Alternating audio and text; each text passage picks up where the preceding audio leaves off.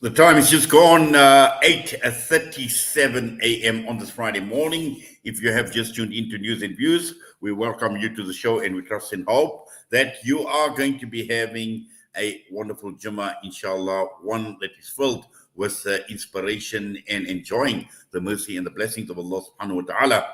Now, with the rainy season, and this is a problem year after year, particularly looking at our cemeteries. And we know that many graves collapse, and with the rain that we've had, a lot of growth that takes place in the cemetery around the graves. And without fail, the Avalon Cemetery over the years have had these major cleanup campaigns and filling of the graves as well. And this morning, we joined on the line by community activist Yusuf Ahmed Bulbulia. We're talking about the Avalon Cemetery cleanup and fill the grave campaign that they've got. And this is an initiative that is taking place this weekend on Sunday, the 13th of February 2022. Yusuf, assalamu alaikum wa rahmatullahi wa barakatuh, and welcome. Wa alaikum salam wa rahmatullahi wa barakatuh. Jazakallah khairan to Salam Media and to you, Uncle Inayat. Really appreciate for giving us the space to, for our plea of the Lenasia community. We can't thank you enough. And Jummah Mubarak to you as well, Yusuf. Now, let's talk about the Clean Up and Fill the Graves initiative that is taking place this weekend, because I know there is still a lot of work. Despite mid-December, some work was done, but we know Lenasia, we know the Avalon Cemetery. It's massive, it is huge, and there is a lot of work as far as this next cleanup campaign is concerned this weekend. Yes, there's a lot of work for this year. This will be the first one. And inshallah, we'll try to continue once a month at least. It is hard labor. And as we explain to people in that, people say, why don't you just pay someone to come and do it? Yes, it's easy to take out money to pay. But we don't want to forget our loved ones, and especially we're going to be living there. And we've noticed before COVID or before the lockdown, we noticed in COVID in that as well. I don't want to say people have become lazy. I might be sounding terrible, but up to now you see is a lot of the Qabristans in that they've got the front loaders, they've got a TLPs. It's a huge help. But at the same token is we've lost that essence of throwing the 3 handfuls of sand. I'm not trying to act funny. I said, I'm not picking on any individual, but I've been to some mayats lately in the past week or 2 weeks, and you see it has always been an issue where you get that 5 people or that 6 people throwing the sand. Now even that 5 and 6 people, it has gone. It's gone less, and it's becoming a huge issue. And we're forgetting the essence of the Qabristan. We are forgetting that tomorrow we are going to be buried there. So, with regards to cleaning up of the grass and that we have left that to city parks because they are paid for it. And the qabrs itself, with the rain and because of the way we bury with the planks and that, the rain, the water collects in there and it sinks in that. So basically the whole concept of cleaning the Qabristan, besides getting the Qabristan correctly, it is for us as individuals, as adults, as well as teaching our children that we must not forget the concept of going to the Qabristan and looking after our family's qabr and grave. I think what you mentioned is very, very important, very relevant, because this is a legacy that we need to leave for future generations in showing their appreciation, firstly, for what actually the work that is being done to keep the Qabristan in a good shape, but also at the same time to appreciate the fact that, their closeness to the Qabristan, because this is going to be our final abode. And for future generations, for young people, particularly to be involved in initiatives like this is absolutely important, very, very crucial, Yusuf. No, 100%. It is crucial. And you know what? before we used to cut it off by the age of 10 years or 11 years for parents or to come with the kids. Now we've actually, we've told the people, even if you've got younger children, bring them, but just be careful. They must, they mustn't get hurt or anything, because it's the safety issue, especially for young children, leave alone young children, for adults as well. As we know, when it comes to working with spades and working with tools and equipment, you do, inshallah, so far no one has gotten hurt, and inshallah no one will get hurt as well. But take the necessary precautions. And if we don't start with our children, grooming them, if you want to use that word, grooming them at a young, early age, that we need to go to the Qabristan, not, as I said, not to clean the Qabristan, or not just the concept of that this is going to be our final abode. And I actually posted something the other day very easily. The normal thing, or the normal cycle of life is grandfather, father, and son is born.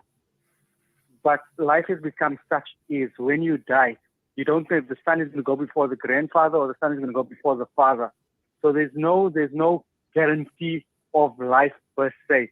And I think we all have lost fathers, brothers, sisters, children, and that should be an eye opener for us, that we are all that's going to be our final abode, and we need to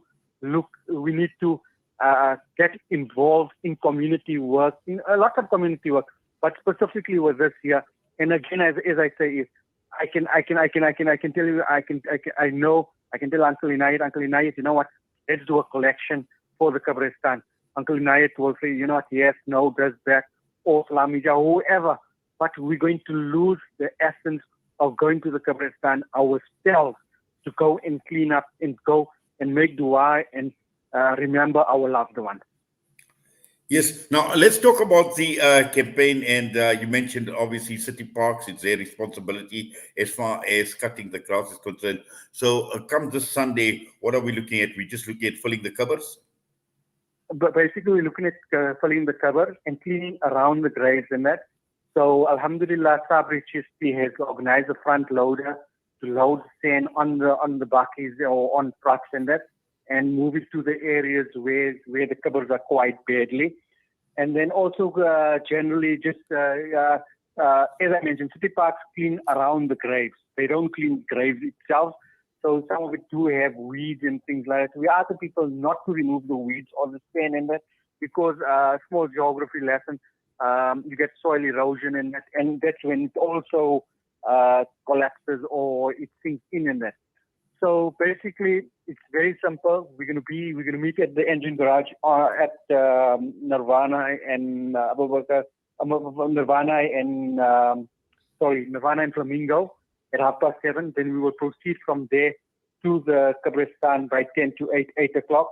Have a small talk, make small dua, thanking the people in that, and getting into the grind. And we want to hopefully, inshallah, finish by 11 o'clock, 11:30, so that the people can have lunch with their family and their loved ones, or if they want if they want to go out or whatever it is.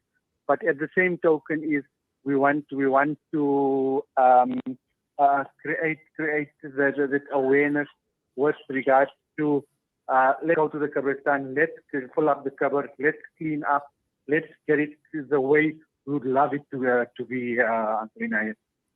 Yes. Now, also, Yusuf, I noticed you said that by around about 11. So it's not a whole day operation that is going to be taking place. It's just a matter of a few hours. Just looking at some of the logistics and the requirements in terms of equipment and, what should people wanting to be part of this campaign, what should they be bringing along? What do you need, to make sure that the entire process goes according to plan? We need first and most importantly, we need the manpower. Secondly, we need the tools like spades, wheelbarrows, and those sorts of things, rakes, steel rakes preferably, to come with that there. And basically you use it and you take it back with you. We don't want it as a donation. We don't want to keep anything of anyone. Let's put it that way there. Also come if you've got the bucket that we can load sand on. Please do come with it. So it makes everybody's life easier. And again, as you said, till 11 o'clock. The reason for that also is, by that time the sun starts, the weather becomes hotter, or the sun becomes hot. They're going to put it that way. And we don't want people to get sun burn out in that day. So again, most importantly, manpower, tools like wheelbarrows, beer buckets, spades, forks, as well as rakes and that. And and what will happen is when you come to the Qabristan, once you come to the Qabristan, if you come with 5 people or 6 people, we'll give you 2 or 3 cupboards to do, and like that there. So you get a bigger portion of the Qabristan done, or cupboards filled up in there. And Alhamdulillah, I do have about 10 wheelbarrows of my own that I do take, and that. But as I said again, is if people can come with their own wheelbarrows, and that makes everybody's life much more easier. Well, Jazakallah, is there, if they need any information, who do they contact, Yusuf? They can contact me on 083 617 1737. Number is 083 617 1737. Well, Jazakallah khairan so much for that, Yusuf, and inshallah, Allah make it easy. Allah accept your efforts. Allah reward your efforts. And this is absolutely, this is an aspect of, our community work that is absolutely important. And these are our marhooms, these are our loved ones that are obviously in the Qabristan, and we need to obviously take care of it, because like you say, one day that is going to be our final abode as well. And Allah make it easy, Allah accept, Allah reward everyone that is involved with this initiative, and we wish you success, inshallah. Jazakallah khairan, Uncle Inayat, and Jazakallah to Islamic Media. And it's an honor to talk to the listeners in that. Ameen. Assalamu alaikum wa rahmatullahi wa barakatuh. Wa alaikum salam. Yusuf Ahmed Bulbulia, and this is the Avalon Cemetery cleanup that is taking place this Sunday. Just to remind you, it is on the 13th of February. And let us remember that to Allah do we belong, and to Him we shall return. This grave will be our final abode. And more importantly, let us teach our youth.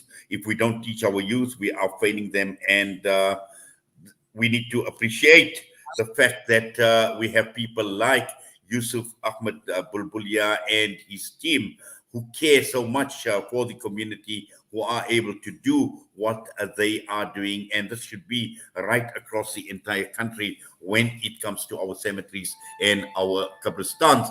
We're going to go for a break, and when we come back, it is going to be Jummah Inspirations, and this week it is going to be with Mufti Musa Salih from the Fatwa Department of the Jamiatul Ulama, KwaZulu-Natal. Shema